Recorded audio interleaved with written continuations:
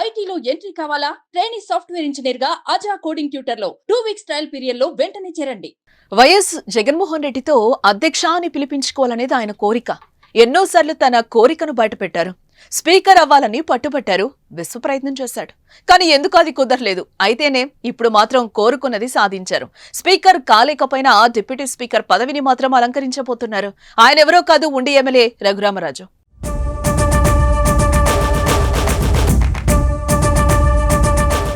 రఘురామకృష్ణంరాజు అనగానే వైసీపీ ప్రభుత్వంపై చేసిన పోరాటమే గుర్తొస్తోంది.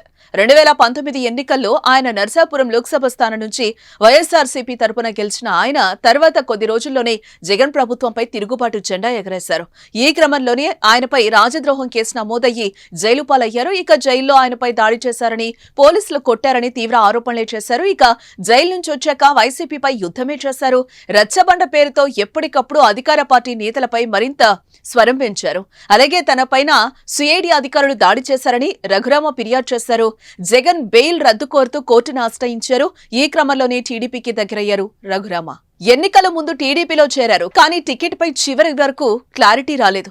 ఆశించిన ఎంపీ టికెట్ దక్కలేదు. ఆఖరికి ఉండే సిట్టింగ్ ఎమ్మెల్యే అయిన మంతెన రామరాజును కాదని రఘురామకృష్ణంరాజుకు చంద్రబాబు టికెట్ ఇచ్చారు.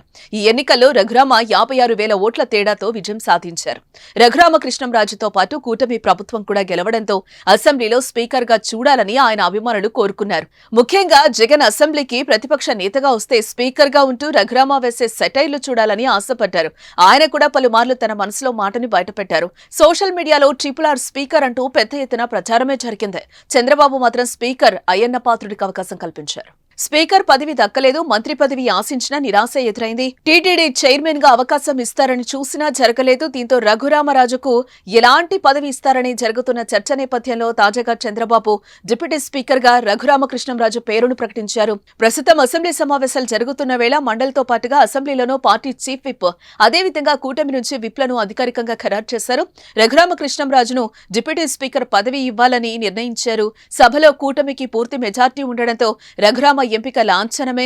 2 రోజుల్లో ఆయన డిప్యూటీ స్పీకర్ గా ఎన్నిక కానున్నారు. మరి జగన్ తో అధ్యక్ష అని పిలుచుకోవాలన్న కోరిక నెరవేరుతుందో లేదో చూడాలి.